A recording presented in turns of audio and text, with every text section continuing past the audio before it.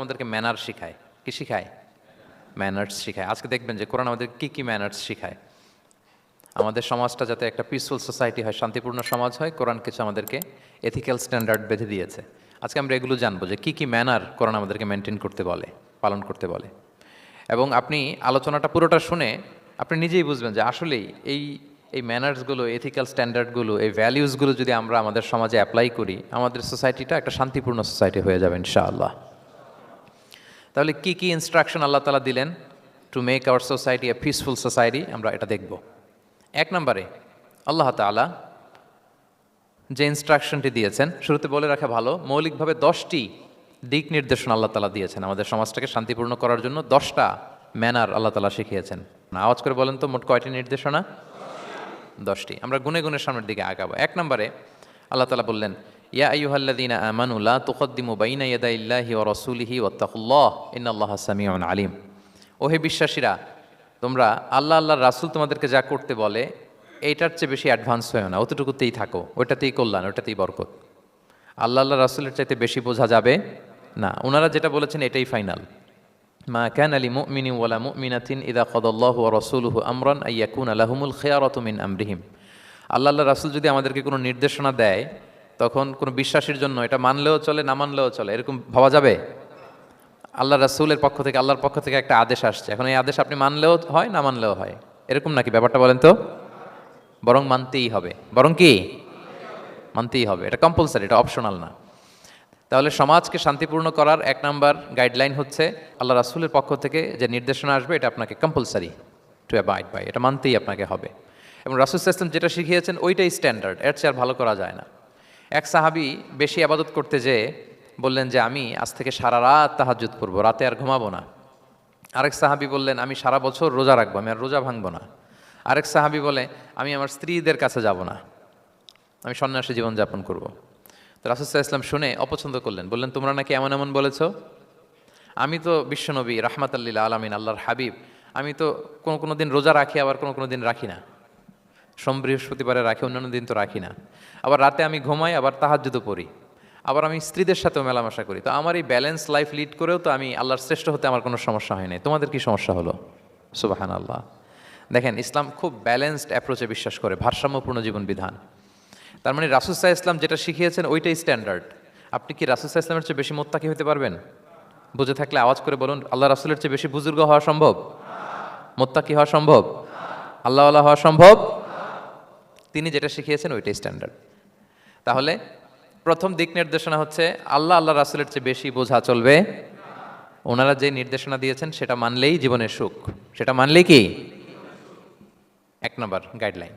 সমাজ যদি শান্তিপূর্ণ সমাজ আমরা পেতে চাই, পিসফুল সোসাইটি যদি পেতে চাই, 2 নম্বর গাইডলাইন হচ্ছে আল্লাহ তাআলা বলছেন, ইয়া আইয়ুহাল্লাযীনা আমানু লা তারফাউ আসওয়াতাকুম ফাওকা সাওতিন নাবিক ওয়া লা তাজহারু লাহু বিল কওলি কাজাহরি বা'দিকুম লিবা'দিন আন তাহবাতা আমালুকুম ওয়া আনতুম লা তাশউরুন।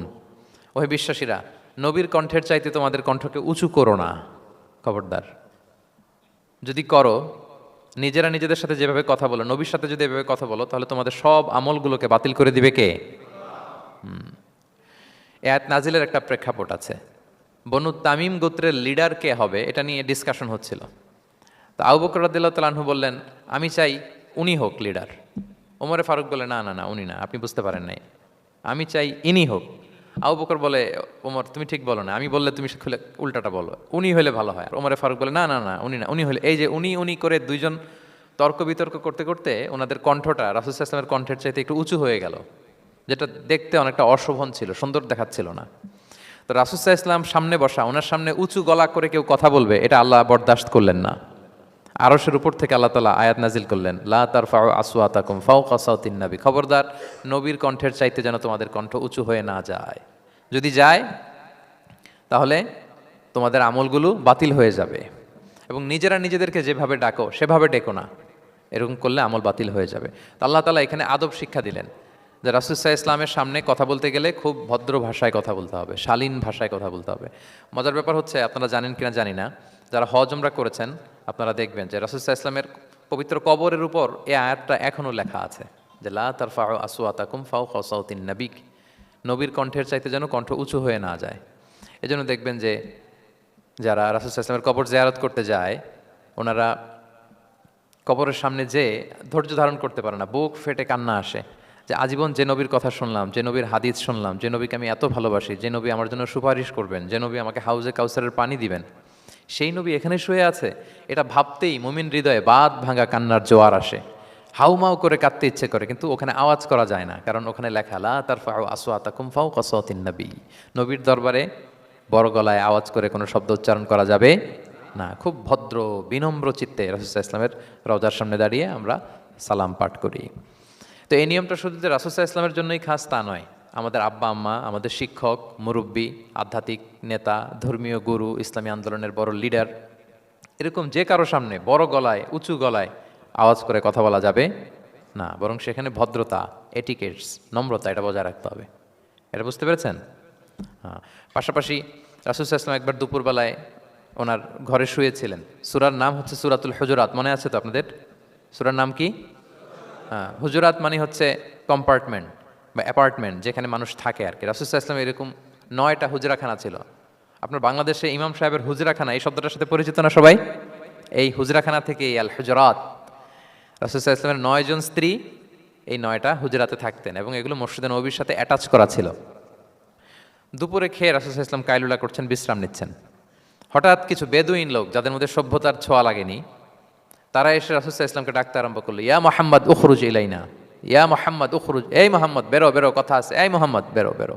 মানে কেমন যেন বন্ধুরে ডাকতেছে, মনে হচ্ছে বন্ধুকে ডাকতেছে। আল্লাহ তাআলা এটা বরদাস্ত করলেন না, বললেন খবরদার, নিজেরা নিজেদেরকে যেমনে ডাকো, নবীকে যদি অমনে ডাকো, তোমার ঈমান আমল সব বাতিল হয়ে যাবে, খবরদার, সব বাতিল হয়ে যাবে। বরং ওনাকে যখন সম্বোধন করবে তখন ডাক দিবে খুব ভদ্র ভাষায়, বলতে হবে ইয়া নবী আল্লাহ, ইয়া রসুল আল্লাহ, ইয়া হাবিব আল্লাহ, এরকম ভদ্রোচিতভাবে রাসূলুল্লাহ ইসলামকে ডাকতে হবে। তাহলে রাসূলের সামনে কণ্ঠ উঁচু করার কারণে আল্লাহ তাআলা এই আয়াত নাজিল করলেন।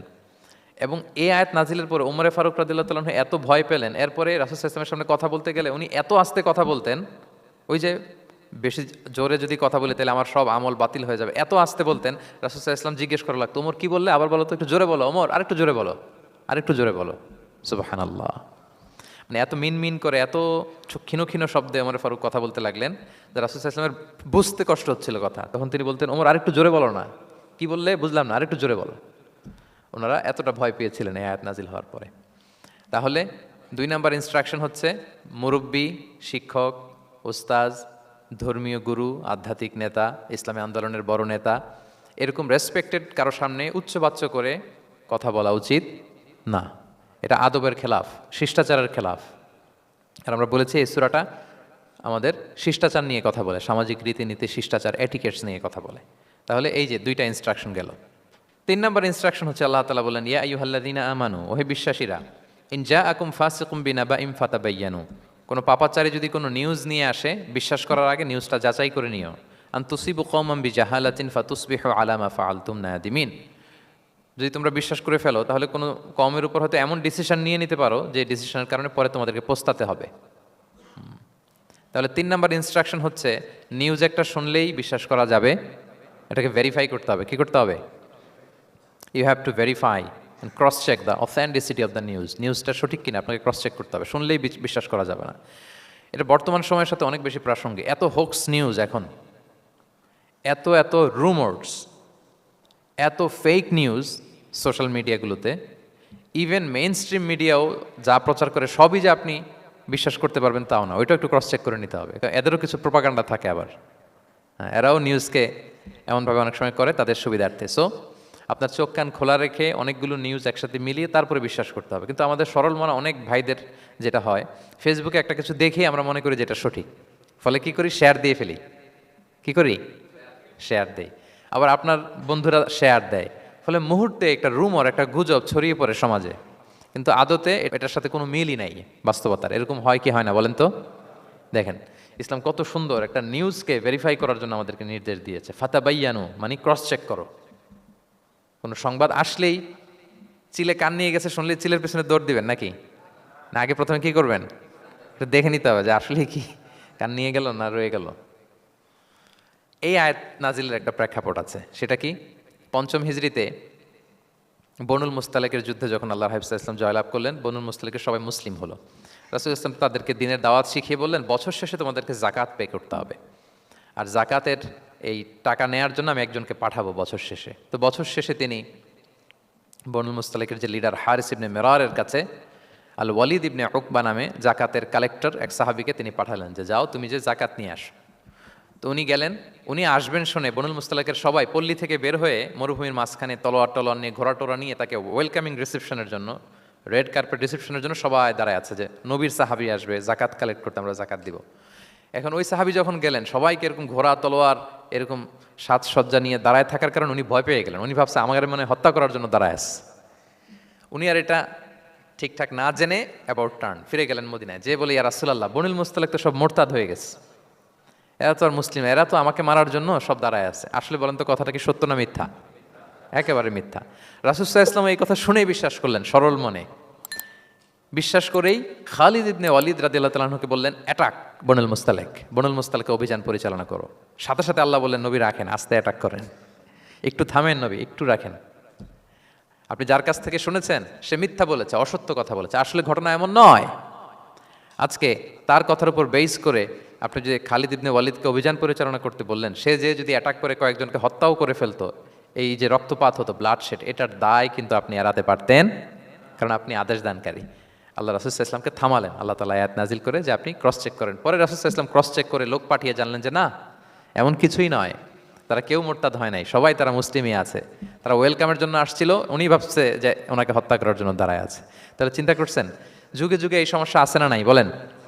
রাসূল সাল্লাল্লাহু আলাইহি ওয়াসাল্লামের জীবনীতে এই ঘটনা ঘটিয়ে আমাদের চোখে আঙ্গুল দিয়ে আল্লাহ তাআলা বুঝাতে চাইলেন যে কোনো নিউজ আসলেই এটা ভেরিফাই না করে বিশ্বাস করা যাবে না।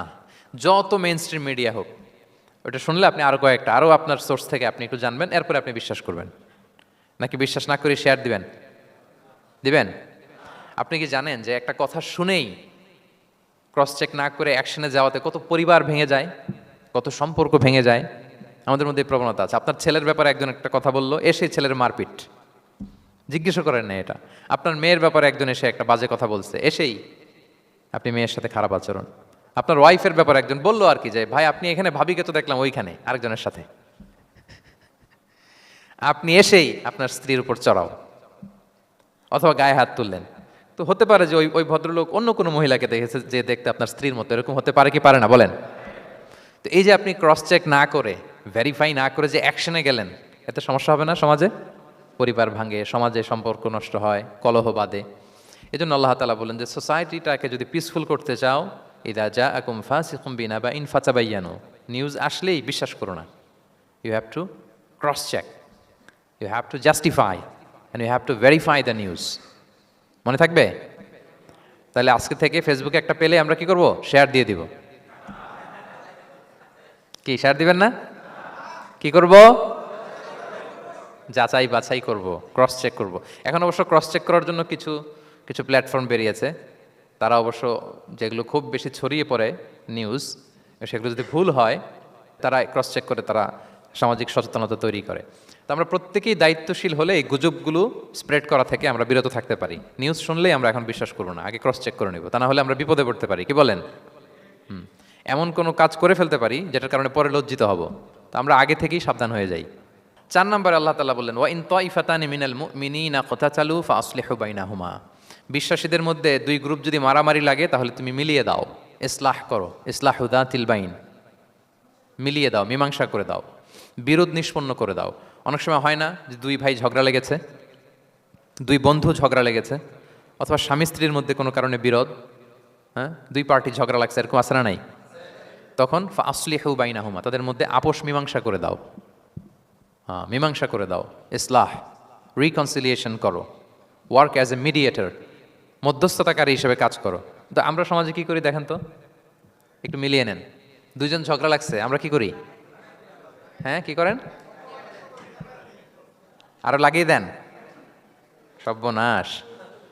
তো আপনাদের ওয়াজি করতেছি আমি না, তাদেরকে আরো ঝগড়ায় মাতিয়ে তোলা যাবে না, লাগিয়ে দেওয়া যাবে না, বরং ঝগড়া থামিয়ে দিতে হবে। কি করতে হবে?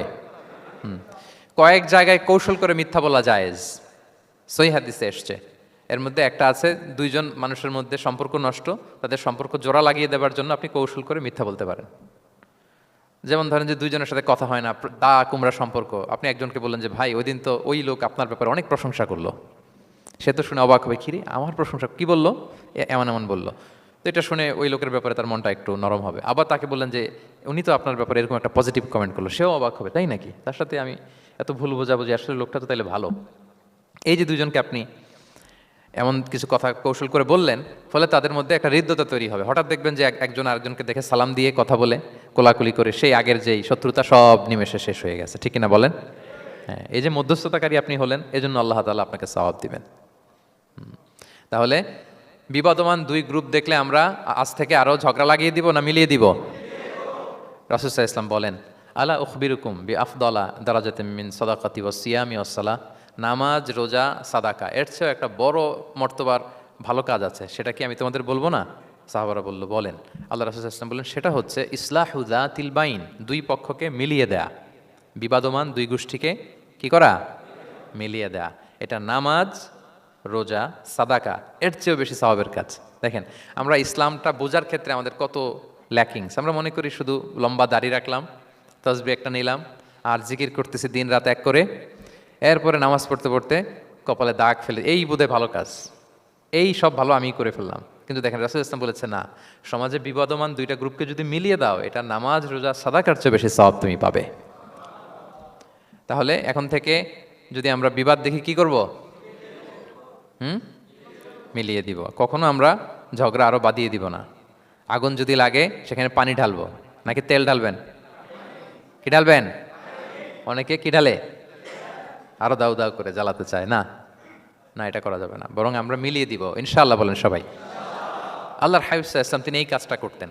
মক্কা থেকে মদিনায় গেলেন, মদিনায় আউস খাজরাজ দুইটা গোত্র, বছরের পর বছর যুদ্ধ, উনি যেই মিলিয়ে দিলেন। রাসূল সাল্লাল্লাহু আলাইহি ওয়াসাল্লাম এই যে সংলাপ, তারপর রিকনসিলিয়েশন, মিডিয়েশন, মধ্যস্থতা, এগুলোতে এক্সপার্ট ছিলেন। যে যুদ্ধ থামে না, এই যুদ্ধ মিলিয়ে দিলেন। কত প্রাণ গেল এই যুদ্ধে, কিন্তু রাসূল সাল্লাল্লাহু আলাইহি ওয়াসাল্লাম যেই আউস খাজরাজ এখন ভাই ভাই হয়ে গেছে, ভাই ভাই করে দিলেন, ভ্রাতৃত্বের বন্ধনে ওনাদেরকে আবদ্ধ করে দিলেন আল্লাহর হাবিব সাল্লাল্লাহু আলাইহি ওয়াসাল্লাম।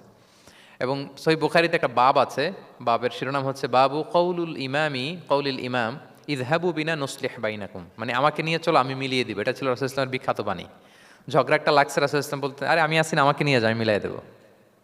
কোথাও কিছু হয়েছে, আমাকে নিয়ে যাও, আমি তো আছি, মিলাই দেবো। রাসূল সাল্লাল্লাহু আলাইহি ওয়াসাল্লাম এসেছেনই মানুষকে মিলানোর জন্য, গড়ার জন্য এসেছেন, ভাঙার জন্য নয়। তাহলে 4 নাম্বার যেটা আমরা জানলাম, যে বিবাদমান দুই পক্ষকে আমরা কি করব? মনে থাকবে? এই যে আমি শুরুতে বলেছিলাম, যে একটা শান্তিপূর্ণ সমাজ যদি আপনি গড়তে চান, তাহলে এই 10টা ইনস্ট্রাকশনের কোনো বিকল্প নাই। এখানে সোশ্যাল নর্মস, কিছু মোরালিটি, কিছু ভ্যালিউজ, বিশেষ করে ম্যানার্স আমাদেরকে শিখিয়েছেন আল্লাহ তাআলা।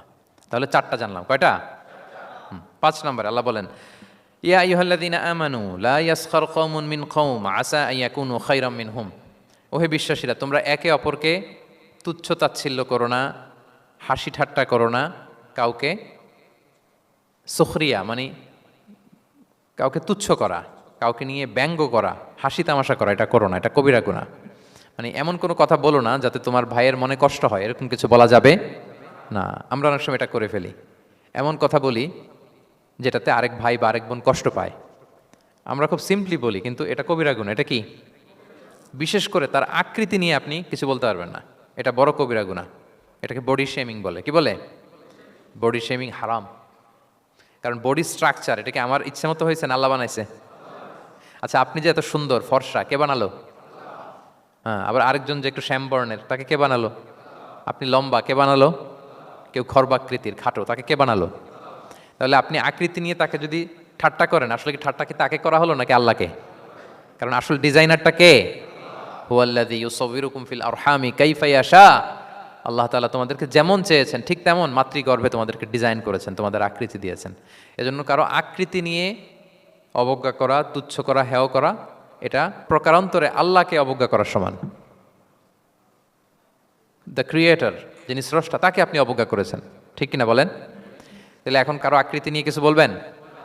আমরা বাংলাদেশে এরকম বলি না, বেশি মোটা হলে তাকে একটা নাম দিয়ে ফেলি। হ্যাঁ, কি বলি? কি বলেন? মোটু। তারপর কেউ চিকন হলে তাকে একটা নাম দিয়ে ফেলি, চিকন আলী। এরপর ধরেন যে কারো হয়তো নাক ছোট, চোখ ছোট, তাকে চাকমা বলে আমাদের এলাকায়, হ্যাঁ, নাক ছোট চাকমা। তো এটা হইলো, তো সে কি নিজে তার নাককে এরকম বানাইছে? এরকম নানা ধরনের আকৃতির অনেক কিছু হতে পারে। এই যে বডি শেমিং, এটা হারাম। এটা কি? এবং জরিপে এসেছে অনেক বাচ্চারা স্কুলে যেতে চায় না তার দেহের বিভিন্ন আকৃতি নিয়ে, তার বন্ধুরা তাকে টিস করার কারণে। খুব মোটা সে, তাকে নিয়ে তার ফ্রেন্ডরা এমন কথা বলে, সে আর স্কুলে যাওয়ার প্রতি আগ্রহ ফিরে পায় না। তো এটা কত বড় সামাজিক সমস্যা আপনি খেয়াল করেছেন? হ্যাঁ, কখনো কারো আকৃতি নিয়ে কোনো কমেন্টস করা যাবে? কারণ আকৃতিটা দিয়েছে কে? এটা খবরদার, এটা বড় কবিরা গুনাহ। আব্দুল্লাহ ইবনে মাসউদ রাদিয়াল্লাহু তাআলা আনহু, এই সাহাবী, ওনার পা দুইটা ছিল চিকন চিকন পা। উনি একবার আরাক গাছের চূড়ায় উঠেছেন, মেসোয়াকের ডাল ভেঙে মেসোয়াক করবেন। বাতাসের ঝাপটা, ওনার লুঙ্গিটা একটু সরে গিয়েছে, পা দুইটা দেখা গিয়েছে। তো এত চিকন পা দেখে সাহাবারা সবাই হাসতেছে নিচে। রাসূল ইসলাম বললেন, ব্যাপার কি, তোমরা হাসো কেন? বলে যে ইবনে মাসউদের পাগুলো দেখে দেখেনি রাসূল কত চিকন পা, হাসতেছে। রাসূল ইসলাম রাগান্বিত হলেন, বললেন, ওই সত্তার শপথ যার হাতে আমার আত্মা, ওই আল্লাহর কসম করে আমি বলি, লাহুমা আফকালু ফিল মিজানে মিন উহুদ, এই পা দুটো মিজানের পাল্লায় রাখা হলে কিয়ামতের দিন উহুদ পাহাড়ের চেয়ে বেশি ভারী হয়ে যাবে। তার মানে এত সম্মান ইবনে মাসউদের, সম্মান আল্লাহর কাছে, কল্পনা করেন, উহুদ পাহাড়ের চেয়ে বেশি ভারী হয়ে যাবে। কিন্তু আমরা অনেক সময় এই মানুষের আকৃতি নিয়ে তুচ্ছ-তাচ্ছিল্য করি। রাসূল সাল্লাল্লাহু আলাইহি ওয়াসাল্লামের একজন স্ত্রী ছিল, নাম সফিয়া। কি নাম? সফিয়া বিনতে হুয়াই ইবনুল আখতাব। উনি আকৃতিতে কিছুটা খাটো ছিলেন এবং একটু স্থূলাকৃতির ছিলেন। তো এটাকে একটু ইঙ্গিত করে আম্মাজান আয়েশা রাদিয়াল্লাহু তাআলা আনহা একবার একটা শব্দ ব্যবহার করেছেন, মানে শব্দ দিয়ে কৌশলে বুঝিয়েছেন, তা আনি কসিরা, মানে আপনার সেই খাটো স্ত্রী সফিয়া। নারীদের মধ্যে এটা থাকে স্বাভাবিক, মানবীয় কারণে। একাধিক স্ত্রী হলে মানবীয় কারণে একটু জেলাসি বা একটু কিছু বিষয় থাকে, এটা থেকে মানুষ বেরোতে পারে না, এবং সেটা নবীদের স্ত্রীরাও সেটা থেকে বেরোয়া সম্ভব ছিল না। তো কথা বলতে বলতে এমন একটা শব্দ বললেন, যেটা দিয়ে সাফিয়া রাদিয়াল্লাহু তাআলা আনহাকে বুঝালেন যে আপনার অমুক স্ত্রী, মানে তিনি আকৃতিতে কিছুটা খাটো এবং কিছুটা স্থূলাকৃতির। এই শব্দটা রাসূল ইসলাম পছন্দ করলেন না। বললেন, আয়েশা, এটা তুমি কি বললে? আয়েশা, তুমি কি জানো, লাকুত কুলতি কালিমা, তুমি এমন একটা শব্দ বলেছ সফিয়ার ব্যাপারে, লাউ মুজিজাত বিমা ইল বাহরি লামাজাজাতহু, এই শব্দটা যদি নীল সাগরে ছেড়ে দেওয়া হয়, তাহলে এই শব্দের পঙ্কিলতার কারণে নীল সাগরের পানি মুহূর্তেই কালো হয়ে যাবে। আর এরকম শব্দ যেন আমি না শুনি। আম্মাজান আয়েশা রাদিয়াল্লাহু তাআলা আনহা সচেতন হয়ে গেলেন, আর কখনো এরকম বলেননি। দেখেন, রাসূল ইসলাম কখনো এই বডি শেমিংকে স্পেস দিতেন না, কখনো না। আমরা এগুলোকে ছোট মনে করি, কিন্তু যাকে আপনি বলেন সে অনেক কষ্ট পায় মনে। সে খুব মনে কষ্ট পায়, এজন্য এটা বলা যাবে না, খবরদার। রাসূল সাল্লাল্লাহু আলাইহি ওয়াসাল্লাম বলেন, ইন্নাল আবদা লা ইয়াতাকাল্লামু বিল কালিমাতি মা ইয়াতাবায়ানু ফিহা ইয়াজিল্লু বিহা ফিন্নার। মানুষ অনেক সময় মুখ ফসকে এমন কমেন্ট করে ফেলে অন্যের ব্যাপারে, এটা দিয়ে সে মাঝে মাঝে জাহান্নামী হয়ে যায়, কিন্তু সে ভাবেই নাই এই শব্দে আমাকে জাহান্নামে ঢুকাবে। কারণ এই মুখ দিয়ে যা বেরোয় এটা বলতে অনেক সাবধানে। রাসূল ইসলাম বলেছেন, দুইটা অঙ্গের গ্যারান্টি যদি কেউ আমাকে দেয়, আমি তাকে জান্নাতের গ্যারান্টি দেই। মাই আদমান লি মা বাইনা লিহিয়াইহি ওয়া মা বাইনা রিজিলাইহি আদমান লাহুল জান্নাহ। দুই অঙ্গের গ্যারান্টি যে দেয় তাকে আমি জান্নাতের গ্যারান্টি দেই। এক হচ্ছে দুই চোয়ালের মাঝখানে যা আছে, মানে জিহ্বা, এই জিহ্বার গ্যারান্টি যদি দেয়। আরেকটা হচ্ছে দুই পায়ের মাঝখানে যা আছে, মানে মানুষের প্রাইভেট। এই দুইটা অঙ্গের গ্যারান্টি যদি কেউ দেয় যে এই দুই অঙ্গ দিয়ে আমি কোনো পাপ কাজ সংগঠিত করব না, বিশ্বনবী সাল্লাল্লাহু আলাইহি ওয়াসাল্লাম বলেন, আমি আমার ওই উম্মতকে জান্নাতের গ্যারান্টি দেই। তাহলে তুচ্ছ তাচ্ছিল্য ঠাট্টা বিদ্রুপ করা যাবে না। 6 নম্বরে, ওয়ালা তালমিজু আনফুসাকুম, তোমরা অন্যের বদনাম করে বেরিও না। লামজ আসছে লুমাজা থেকে, ওয়াইলুল লিকুল্লি হুমাজাতিল লুমাজা, যে প্রকাশ্যে অন্যের বদনাম করে বেড়ায়, অন্যের দোষ খুঁজে বেড়ায়। একদল লোক আছে দেখবেন, শুধু অন্যের দোষ খোঁজে, নিজের দিকে আঙ্গুল যায় না। কিন্তু এইভাবে আরেকজনের দিকে আঙ্গুল দিলে যে 3টা আঙ্গুল নিজের দিকে যায়, এটা আবার ভুলে যায়। কাউকে যদি আমি এরকম করি, আমার দিকে কয় আঙ্গুল বলেন? এই 3টা কার দিকে? আর আরেকজনের দিকে 1 আঙ্গুল। তো কাউকে কিছু বলার আগে 3 বার নিজেরটা ভাববেন যে নিজে কি করেন। ওয়ালা তালমিজু, অন্যের বদনাম করো না, প্রকাশ্যে অন্যের দোষ খোঁজো না। সবচেয়ে বুদ্ধিমান সে যে নিজের দোষ খোঁজে। নিজের সমালোচনা যে করতে পারে সেই সর্বাপেক্ষা বুদ্ধিমান। কিন্তু আমরা একদল আছি শুধু সমালোচনা, ওর এই সমস্যা, ওর এইটা, ওর ওর মানে তার দায়িত্ব হচ্ছে সবার সমস্যা বের করা। এরকম দায়িত্বপ্রাপ্ত কিছু লোক আছে না? নাই? সবাই না, এগুলো থেকে আমাদের বেরিয়ে আসতে হবে। অন্যের দোষ খোঁজা বাদ দিতে হবে, দোষ খুঁজলে নিজের দোষ খুঁজতে হবে। আমরা আত্মসমালোচনা করবো। খেয়াল রাখবেন, সবচেয়ে ভালো হচ্ছে আত্মসমালোচনা। সবচেয়ে ভালো কি? তারপরে মোটামুটি ভালো হচ্ছে আলোচনা, আর সবচেয়ে খারাপ হচ্ছে সমালোচনা। কিন্তু আমরা সবচেয়ে করি বেশি কোনটা? এটা চেঞ্জ করতে হবে, আত্মসমালোচনা বাড়াইতে হবে। আমি প্রায় একটা কথা বলি, small people talk about people, average people talk about things, great people talk about ideas. ছোট মনের মানুষ যারা, এরা মানুষ নিয়ে কথা বলে, এর এই সমস্যা ওরে। মাঝারি ধরনের যারা, এরা বিভিন্ন বিষয় নিয়ে, ঘটনা নিয়ে কথা বলে। গ্রেট মাইন্ড যারা, এরা আইডিয়া নিয়ে কথা বলে, যে এই আইডিয়া ইমপ্লিমেন্ট করলে সমাজের এটা সমাধান হবে, এই আইডিয়া জেনারেট করতে পারলে এইটা কাজ হবে। তো এখন বলেন, আপনি কি ছোট মনের মানুষ হবেন না বড় মনের? অন্যের দোষ খুঁজবো আর? তাহলে কারটা খুঁজবো? ইনশাল্লাহ বলেন সবাই।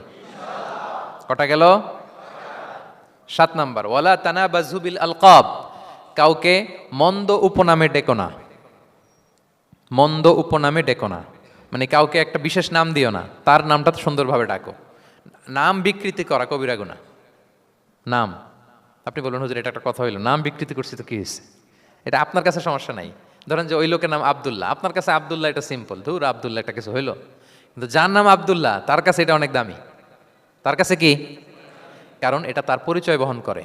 ধরেন যে আমার নাম কি মিজান, আপনার কাছে মনে হয় আরে মিজান একটা নাম হইলো, তা আমার কাছে তো এটা অনেক গুরুত্বপূর্ণ, কারণ এটা আমার পরিচয় বহন করে। এই নামে মানুষ আমাকে ডাকে, ফলে এটা আমার খুব আদরের, আমার কাছে বড্ড যত্নের, দরদের নামটা। আপনার কাছে নাও হতে পারে। মানুষ প্রত্যেকে তার নিজের নামকে খুব পছন্দ করে। দেখবেন যে মানুষ কাগজ পেলে নিজের নামটা লেখে, সিগনেচার দেয় একটা, দেখবেন দেয়। এরপর দেখবেন যে সি বিচে ঘুরতে গেলে বালুর মধ্যে নিজের নামটা লিখে, দেখবেন লিখে। শুধু তাই না, লিখে আবার একটা লাভ আঁকে, লাভ চারদিকে আঁকে। কেন আঁকে? কারণ এই নামটা সে পছন্দ করে অনেক, এটা তার কাছে গুরুত্বপূর্ণ, আপনার কাছে নাও হতে পারে। এজন্য প্রত্যেকের নামটা তার কাছে খুব আদরের, যত্নের। তার নামটা আপনি সুন্দরভাবে বলবেন। নাম আপনি বিকৃত করতে পারবেন না। এটা কি গুনাহ? সগীরা কবিরা গুনাহ। এটা আমরা সমাজে করি, নাম বিকৃত করি। না, নাম বিকৃত করা যাবে না। ওয়ালা তানাবাযু বিল আলকাব, মন্দ নামে ডেকো না। আমাদের সমাজে এটা আছে। দেখবেন যে বাবা মা সুন্দর নাম রেখেছে আবু বকর, ওকে ডাকে বক্কইরা, আছে না এরকম? তারপর নাম রেখেছে ধরেন আব্দুল কুদ্দুস, ওকে ডাকে। নাম রেখেছে আব্দুল ওয়াক্কাস, ওকে ডাকে। এই বিকৃতি আপনি করতে পারবেন? কারণ কিয়ামতের দিন আপনার নাম ধরে, আপনার বাবার নাম ধরে ডাকা হবে। তুদআউনা ইয়াউমাল কিয়ামাতি বিআসমাইকুম ওয়া আসমাই আবাইকুম। কিয়ামতের দিন তোমার নাম, তোমার বাবার নাম, যখন আপনাকে ডাকবে ফেরেশতারা, আপনার নাম এবং আপনার বাবার নাম ধরে ডাকা হবে। এজন্য রাসূল সাল্লাল্লাহু আলাইহি ওয়াসাল্লাম বলেন, ফা আহসিনু আসমাক, তোমাদের নামগুলো সুন্দর রেখো, তাহলে সেই দিন ডাকবে বল্টুর ছেলে কল্টু দাঁড়াও, তখন এই কোটি কোটি মানুষের সামনে আপনি এই নাম নিয়ে দাঁড়াবেন আর লজ্জায় পড়বেন। আর যদি বলে আব্দুর রহমানের ছেলে আব্দুল্লাহ আসো, কত সুন্দর। নামগুলো ভালো আলেম দিয়ে ক্রস চেক করে, কনসালটেশন করে এরপরে রাখবেন। আর কাউকে মন্দ নামে কখনো ডাকা যাবে না। তার বংশের কোনো খারাপ কিছু দিয়ে তাকে ডাকা যাবে না। ধরেন একজনের বাবা ছিল চোর, কিন্তু তার সন্তান সে সৎ মানুষ হইতে পারে না। এখন বাবার কথা কি আপনি চোরের পোলা বলে ডাকতে পারবেন? না, আপনি ডাকবেন না, বলতে পারবেন না, কারণ সে তো ভালো। তাহলে নাম বিকৃত করা, মন্দ উপনামে ডাকা, এটা কবিরা গুনাহ। এটা আমরা কখনো করব? মনে থাকবে প্রিয় ভাইরা? আচ্ছা, 8 নম্বরে আল্লাহ তাআলা বলছেন, ইয়া আইয়ুহাল্লাযীনা আমানু জিতানিবু কাসীরাম মিনায-যন, ওহে বিশ্বাসীরা তোমরা ধারণা থেকে বেঁচে থাকো। ইন্না বা'দা-যন্নি ইসমুন, কিছু কিছু ধারণা আছে এটা পাপ। ধারণা, অ্যাজাম্পশন করে কথা বলা নিষেধ। ধারণার উপর বেস করে কথা বলা যাবে। অনেকে ধারণার উপর কথা বলে। বেশিরভাগ ধারণাই মিথ্যা হয়। ধারণার বেশিরভাগ কি হয়? সো আপনি ধারণা, বেসড অন ধারণা আপনি কোনো কথা বলতে পারবেন, মানে যেটাকে আমরা বাংলায় বলি আন্দাজে কথা বলা। বাংলা আমরা কি বলি? আন্দাজে আপনি কিছু বলতে পারবেন না, আপনাকে নিশ্চিত হইতে হবে। আমরা খালি চোখে যা দেখি, বাস্তবে ওই ঘটনা নাও হতে পারে এরকম। হোয়াট এভার উই সি, এটা রিয়েল সিনারি নাও হতে পারে, ভেতরে হয়তো এমন কিছু একটা আছে যেটা আমরা জানি না। এজন্য ধারণা করে কথা বলা নিষেধ ইসলামে। ওয়া ইন্না যান্না লা ইউগনি মিনাল হাক্কি শাইআ, আল্লাহ বলেন ধারণা কখনো সত্যের বিকল্প হতে পারে না। আপনাকে সত্যটা জেনে বলতে হবে, আপনি ধারণার উপর কিছু বলতে। আমরা এরকম সমাজে অনেক করি, অনেক আপনি পাবেন। দেখবেন যে ধরেন যে আপনাকে আপনার এক বন্ধু দেখলো, রিক্সা দিয়ে যাচ্ছেন, আপনার পাশে এক নারী বসা, তো সে অনেক কিছু খারাপ ধারণা করতে পারে। এরকম হয় না সমাজে? তো এমন হতে পারে যে আপনি আপনার ছোট বোনকে নিয়ে বেরিয়েছেন, হতে পারে না? কিন্তু আপনি তো একটা ধারণা করে ফেললেন অন্য কিছু। বা আপনার ভাগ্নিকে নিয়ে বের হয়েছেন, আপনার খালাকে, আপন খালাকে নিয়ে বেরিয়েছেন কোনো কাজে, ডাক্তারের কাছে, কিছু একটা হতে পারে। কিন্তু তাকে দেখেই আমি এদিক সেদিক বলতে আরম্ভ করলাম যে ওকে তো দেখছি এরকম এরকম এরকম, আছে না নাই? আমাদের সমাজে আমি দেখেছি যে কারো যদি ঠোঁট কালো হয় তো মানুষ ধারণা করে নেই লোকটা মনে হয় সিগারেট খায়, কিন্তু সিগারেট সেবন করা ছাড়াও কারো ঠোঁট কালো হতে পারে কি পারে না বলেন? এই যে এগুলো সমাজে প্রচলিত। বিয়ে করার পর পর ইমিডিয়েট যদি কেউ একটা গাড়ি কিনে বা হুন্ডা কিনে, এটা কি বলে বলেন তো? এই বোধহয় শ্বশুর বাড়ি থেকে যৌতুক নিয়ে আসছে। দেখছেন, এরকম ভুরি ভুরি আপনি সমাজে পাবেন যে আন্দাজে ধারণার উপরে আমরা অনেক কথা বলে ফেলি, কিন্তু নিশ্চিত না হয়ে আপনি কোনো কমেন্টসে যেতে পারবেন না, এটা একেবারে নিষেধ। 9 নম্বরে আল্লাহ বললেন ওয়ালা তাজাসসু, গোয়েন্দাগিরি করো না, স্পাইগিরি করো না, অন্যের ব্যক্তিগত বিষয় নিয়ে খোটাখুটি করো না। এরকম স্বভাব আমাদের অনেকের আছে না নাই? অনেকে দেখবেন যে অনেকের প্রাইভেট বিষয় নিয়ে খোঁচাখুচি করতে সে বড্ড মজা পায়, আছে এরকম? এটা হারাম। আওয়াজ করে বলুন এটা কি? ওয়ালা তাজাসসু, গোয়েন্দাগিরি করো না। Everyone has personal space and no one should interfere someone's personal space. কেউ কারো পার্সোনাল স্পেসে ইন্টারফেয়ার করা যাবে না। প্রত্যেকের একটা প্রাইভেট এরিয়া আছে, প্রাইভেসি আছে। দেখেন ইসলাম প্রাইভেসিকে কত গুরুত্ব দেয়, প্রত্যেকের প্রাইভেসিকে ইসলাম কত গুরুত্ব দেয়। কারো প্রাইভেসির মধ্যে ইন্টারফেয়ার করা এটা ইসলাম পছন্দ করে না। এজন্য খবরদার, কারো ব্যক্তিগত কোনো ইস্যু নিয়ে আমরা নাক গলাতে পারবো না। কারো মোবাইল ধরে মোবাইলের গ্যালারি চেক করা, কারো ইনবক্স চেক করা, কাউকে না বলে কারো চিঠি পড়ে ফেলা, উকি মারা, আড়ি পাতা, এগুলো হারাম। এগুলো কি? এরকম সব আমাদের আছে না নাই? আড়ি পেতে শুনতে চাই, উকি মারি, তারপর সে কি করে দেখি তার প্রাইভেট মুহূর্তে, তারপর তার মোবাইল চেক করি, তার গ্যালারি চেক করি, তার ইনবক্স চেক করি। এই দায়িত্ব ইসলাম আমাদেরকে দেয়। এমনকি ইসলামী রাষ্ট্রও যদি হয়, ইসলামী রাষ্ট্রের জন্য এটা দায়িত্ব না যে প্রত্যেকে ব্যক্তিগত তার বেডরুমে তার প্রাইভেট লাইফে কি করে এটা দেখা, ইটস নট হিজ বিজনেস। ইসলামী রাষ্ট্র মানুষকে ন্যায়, কল্যাণের পথ, সুন্দর জীবন পরিচালনার জন্য উৎসাহিত করবে, কিন্তু প্রত্যেকে প্রাইভেট লাইফে কি করে ওইটা সিসি ক্যামেরা লাগিয়ে দেখা, এটা কারো দায়িত্বের মধ্যে পড়ে না। এটা একেবারে নিষেধ। এটাকে বলে তাজাসসুস, গোয়েন্দাগিরি করা। বরং ইসলাম কি উৎসাহিত করে জানেন? অন্যের দোষ দেখলে এটাকে গোপন রাখতে উৎসাহিত করে। গোপন রাখবেন। মান সাতারা আইবান সাতারাহুল্লাহু ইয়াউমাল কিয়ামা, কেউ যদি তার ভাইয়ের দোষ গোপন রাখে কিয়ামতের দিন আল্লাহ তার দোষ গোপন রাখবে। ওমান কাশাফা আওরাতা আখি, বিষ্ণু বলেন কিন্তু কেউ যদি তার ভাইয়ের কোনো গোপন জিনিস প্রকাশ করে দেয়, কাশাফাল্লাহু আওরাতাহু, আল্লাহ তার সব গোপন জিনিস প্রকাশ করে দিবে। বলেন আমাদের প্রত্যেকেরই গোপন জিনিস আছে না নাই? এখন আমাদের সব ভুল, সব গোপনীয়তা যদি প্রকাশ হয়ে যায় কি হবে তখন? আল্লাহ নিজে দায়িত্ব নিচ্ছে যে তুমি যদি তোমার ভাইয়ের কিছু ফাঁস করো, তোমার হাড়ি আমি হাটে ভাঙবো, হাটে হাড়ি ভাঙবো তোমার আমি, তখন দেখা যাবে। আমাদের অনেকের এই মানসিকতা আছে, অন্যের প্রাইভেট বিষয় নিয়ে কখনো আপনি নাক গলাতে পারবেন না, কারো প্রাইভেসিতে আপনি ইন্টারফেয়ার করবেন না, কারো প্রাইভেট স্পেসে আপনি ইন্টারফেয়ার করবেন না।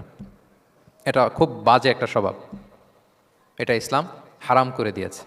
আমাদের অনেকের মধ্যে আছে খুঁটে খুঁটে, ভাই এটা কি, ওইটা কি করছেন, সরকারি চাকরি না প্রাইভেট চাকরি, বেতন কত, বয়স কত, ওইটা কত, ওইটা কত, হাবি যাবি, এটা তার, ইটস নট হিজ বিজনেস। তারপর মানুষ খুঁচিয়ে খুঁচিয়ে, নিঃসন্তান দম্পতি আমি দেখেছি, তাদেরকে পেলে অনেকে, ভাই কি সমস্যা, কয় বছর হইল, বাচ্চা নিচ্ছেন না কেন, কবে হবে, কার সমস্যা, আপনার সমস্যা না ভাবির সমস্যা, বেটা তোর কি সমস্যা ওইটা বল। একজন নিঃসন্তান দম্পতি তারা কি স্ট্রাগলের মধ্যে দিয়ে যায় আপনি জানেন? এটা তার জন্য পরীক্ষা। ওই পরীক্ষার মধ্যে আপনি খুঁচিয়ে খুঁচিয়ে, মানে সে kind of he's a gynaecologist, সে আপনার ইয়ে করতেছে, ট্রিটমেন্ট দিচ্ছে, ভাই কি হয়েছে, এইটা ওইটা, তাদেরকে বিব্রত করে একটা পরিস্থিতিতে ফেলা, এম্বারাসিং একটা সিচুয়েশনে ফেলা, এটা হারাম। এই ম্যানারগুলো ইসলাম আমাদেরকে ধরে ধরে শেখায় যে এটা তোমার বিজনেস না, তুমি খুঁচিয়ে খুঁচিয়ে মানুষের ব্যক্তিগত বিষয় যেটাতে সে বিব্রত বোধ করে এগুলো তুমি জিজ্ঞেস করতে পারো না। আল্লাহ বলেছেন খবরদার, ওলা তাজাসসু, ওলা তাজাসসু, গোয়েন্দাগিরি করো না, কারো ব্যক্তিগত বিষয় না। অনেকের এটাতে খুব ইন্টারেস্ট, কার স্ক্যান্ডাল বেরোইছে, প্রায় দেখবেন যে এরকম দেখা যায়, অমুক নেতার স্ক্যান্ডাল ফাঁস, অমুক নায়কের স্ক্যান্ডাল ফাঁস, তোমার স্ক্যান্ডাল কবে ফাঁস হবে এটা বলো। নিজের চরকায় তেল দিতে হবে, আরেকজনের কি হলো, তার কি ভুল আছে, দোষ ত্রুটি আছে, ওগুলো খুঁজে দেখার জন্য আল্লাহ আমাকে দুনিয়ায় পাঠায়। তাহলে আমরা যেন কারো প্রাইভেসি হ্যাম্পার না করি প্রিয় ভাইরা, এটা ইসলাম আমাদেরকে উৎসাহিত করে, নির্দেশনা দেয় যে আমরা কারো প্রাইভেট কোনো ইস্যু নিয়ে নাক গলাবো না, ব্যক্তিগত বিষয়ে নাক গলাবো না, কারো দোষ দেখলে এটা আমি গোপন রাখবো। কি করবো? আনলেস ইউ আর এ জাজ, আপনি বিচারক, আপনার কাছে আসছে তখন আপনি বিচার করবেন, কিন্তু এমনি এমনি আপনি জাজমেন্টাল হতে পারবেন না, you can not jump to the conclusion, একটা কিছু আন্দাজে বলে ফেলতে পারবেন না। এই দায়িত্ব আপনাকে দেওয়া হয়নি। ইসলামে ব্যভিচারের মতো কোনো বিষয় দেখলেও আপনি বলতে পারবেন না। ব্যভিচার, অ্যাডাল্ট্রি, ফর্নিকেশন, জিনা, এগুলো দেখলে আপনি বলতে পারবেন না। বললে 4 জন নিয়ে বলতে হবে একসাথে। আপনি 3 জন যে যদি কাজের কাছে বলেন যে এই ছেলে আর মেয়েকে আমি অপকর্ম করতে দেখছি, কাজী 3 জনকে নিয়ে আগে 80 টাকার ব্যাত মারবে পিঠে, তো করে দেখতে বলছে কে? তোমাদেরকে এই কাজ অবজার্ভ করতে বলেছে কে? কারণ 3 জন মিলে এই উইটনেস হবে না। 4 জন উইটনেস যদি থাকে তাইলে তাও আমরা দেখছি বললে হবে না, তারপরও মায়ের। আরও রলি আমি বলি, 4 জন এসে যদি বলে যে আমি একজন নারী একজন পুরুষকে ন্যাকেড অবস্থায় এই ঘরে প্রবেশ করতে দেখছি, তারপরও কাজে নিয়ে এই 4 জনের আশীর্বাদ দিবে, কারণ এতেও প্রমাণিত হয় নাই। তারা হয়তো একটা জায়গায় অবস্থান করেছে কিন্তু বড় ধরনের কোনো পাপের সাথে লিপ্ত হয় নাই হয়তো। তার মানে একেবারে চাক্ষুষ, তাও নারী দিয়ে এই উইটনেস হবে না, 4 জন পুরুষ এই পাপ কাজের চাক্ষুষ সাক্ষী ছিল, এটা যদি বলে সব কিছু যদি মিলে যায় তারপরে তাদেরকে শাস্তি দেওয়া যাবে, এর আগে সম্ভব না। এটা কোনো মানুষ কোনো পাপ কাজ এইভাবে লোকচক্ষুর সামনে কখনো করে না। তার মানে দেখেন এটা কেন এরকম শক্ত করা হলো, যাতে আপনি না বলেন, কারণ বলতে গেলে আপনি আর মায়ের খাবেন, অপবাদের শাস্তি পাবেন। হ্যাঁ, ইফকের শাস্তি। ইসলাম কিভাবে মানুষের প্রাইভেসিকে হেফাজত করে। কেউ কোনো একটা মানুষ হয়তো কখনো শয়তানের ওয়াসওয়াসায়, নফসের তাড়নায়, বন্ধুর পাল্লায় পড়ে কোনোভাবে সে পাপে জড়িয়ে পড়েছে, আপনি এটাকে ইস্যু বানাচ্ছেন। কিন্তু এমন হতে পারে ওই পাপের পরে সে এমনভাবে তওবা করেছে, এমনভাবে ফিরে এসেছে, এমনভাবে প্র্যাকটিসিং হয়েছে যে সে ভালো কাজ দিয়ে আপনাকেও ছাড়িয়ে গেছে। আপনি আটকায় যাবেন কিন্তু কিয়ামতের দিন ও আটকাবে না। এরকম হতে পারে কি পারে না? তো ওর পিছনে লাগছেন কেন আপনি? আপনি আপনার ইস্যু দেখেন, আপনি কতটা প্র্যাকটিসিং হতে পেরেছেন, আপনি কতটা শুদ্ধাচার আনতে পেরেছেন আপনার জীবনে, সেটা দেখতে হবে। এজন্য খবরদার, ওয়ালা তাজাসসু, গোয়েন্দাগিরি করো না, কারো প্রাইভেট বিষয় নিয়ে নাক গলাতে চেয়েও না। সুবহানাল্লাহ, হোয়াট এ রিলিজিয়ান! কত সুন্দর আমাদের ধর্ম, হাউ লাকি উই আর! আমরা কত ভাগ্যবান যে আল্লাহ তাআলা এই ধর্ম আমাদেরকে দিয়েছেন, এমন বিধান আমাদের জন্য প্রেসক্রাইব করেছেন যেগুলো মানলে আমাদের সমাজটা একটা জান্নাতের বাগান হয়ে যাবে। তাহলে 9 নম্বর ছিল ওয়ালা তাজাসসু, গোয়েন্দাগিরি করুন। আজকে থেকে করবেন? কারো মোবাইল ধরবেন, আর গ্যালারি দেখবেন, কারে কি মেসেজ করছিল পড়তে যাবেন, গোপনে তার ড্রয়ার খুলে তার চিঠি পড়বেন, আড়ি পাতবেন, উকি মারবেন, কারো গোপন বিষয় নিয়ে ইন্টারেস্ট দেখাবেন? কথা বলেন না, দেখাবেন? এগুলো নিয়ে কোনো ইন্টারেস্ট আমরা দেখাতে পারবো না। গোয়েন্দাগিরি আমাদেরকে বাদ দিতে হবে। আল্লাহ আমাদেরকে বোঝার তৌফিক দান করুক। কয়টা গেল? আরেকটা, লাস্ট নাম্বার। আল্লাহ বলেন, সর্বশেষ আল্লাহ বলেন, ওয়ালা ইয়াগতাব বা'দুকুম বা'দা, একে অপরের পরনিন্দা চগলখুরি করো না। ইয়াগতাব মানে গীবা, গীবত করো না। আইয়ুহিব্বু আহাদুকুম আন ইয়াকুলা লাহমা আখিহি মাইতান ফাকারিহতুম, তোমরা কি চাও যে তোমরা তোমাদের মৃত ভাইয়ের গোশত ভক্ষণ করবে? মানে যে ব্যক্তি গীবত করে সে যেন তার মৃত মরা ভাইয়ের পচা গোশত খায়। গীবত করা, গীবত কাকে বলে? রাসূল সাল্লাল্লাহু আলাইহি ওয়াসাল্লাম বলেন, গীবত হচ্ছে যিকরুকা আখাকা বিমা ইয়াকরাহু, তোমার ভাইয়ের অনুপস্থিতিতে তোমার ভাই সম্পর্কে এমন কিছু বলা যেটা শুনলে সে অপছন্দ করে, এমন কিছু বলা যেটা শোনা সে পছন্দ করে না। তো এক সাহাবী বললেন, ইয়া রাসূলুল্লাহ আফারাআইতা ইন কানা ফি মা আকুল, হে আল্লাহর রাসূল, আমার ভাইয়ের মধ্যে যদি আসলেই সেই সমস্যাটা থাকে তাইলেও কি গীবত হবে? রাসূল সাল্লাল্লাহু আলাইহি ওয়াসাল্লাম বললেন, আরে তাইলেই তো গীবত হবে। ওই দোষ যদি থাকে, ওটা তার অনুপস্থিতি যদি বলে বেরো তাইলেই তো গীবত হবে। আর ওই দোষ যদি না থাকে তাহলে তো অপবাদ হবে, এটা তো আরো বড় গুনাহ, ওটা তো বহতান। তাহলে এই গীবা ইংরেজিতে বলে ব্যাক বাইটিং। ইংরেজিতে কি বলে? এই ব্যাক বাইটিং, চগলখুরি বা পরনিন্দা, আরবিতে বলে গীবাত। এই গীবত আমরা করব না। কারো কিছু বলা থাকলে আপনি তাকে সরাসরি নাসিহাত করুন। আর দিন ওয়ান নাসিহা, দিন হচ্ছে উপদেশ দেয়া, শুভকামনা করা, তার প্রতি শুভকামনা করে আপনি তাকে বুঝান, সে হয়তো বুঝবে। কিন্তু আপনি তার অনুপস্থিতিতে তার নামে বাজে কথা, মন্দ কথা বলতে পারবেন? এটা অনেক বড় পাপ। একজনের ব্যাপারে আরেকজনের কান ভারী করা, ওর কথা ওর কাছে, ওর কথা ওর করে, এরকম করে সমাজের মধ্যে একটা গিরিঙ্গি লাগায়, আছে না নাই? এটা হারাম। রাসূল সাল্লাল্লাহু আলাইহি ওয়াসাল্লাম বলেন, মেরাজের রাত্রে আমি দেখেছি কিছু লোক লাহুম আদফার মিন নুহাস, তাদের নখগুলো তামা দিয়ে তৈরি, নখর ধারালো, ইয়াখদাশুনা বিহা উজুহাহুম ওয়া সুদুরাহুম, তারা তাদের নিজের নখ দিয়ে নিজের গালের গোশত, বুকের গোশতগুলো টেনে টেনে ছিটছে। রাসূল সাল্লাল্লাহু আলাইহি ওয়াসাল্লাম জিবরাইল আলাইহিস সালামকে বললেন, মান হুম ইয়া জিবরিল? জিবরিল, কারা এরা, এত বড় শাস্তি? জিবরাইল আলাইহিস সালাম বললেন, হুম আহলুল গীবা মিন উম্মাতিক, এরা হচ্ছে আপনার উম্মতের মধ্য থেকে তারা যারা গীবত করে। তারা কি করে? তাহলে গীবতের সাথে আমাদের কোনো সম্পর্ক, এটা থেকে আমাদেরকে বেঁচে থাকতে হবে।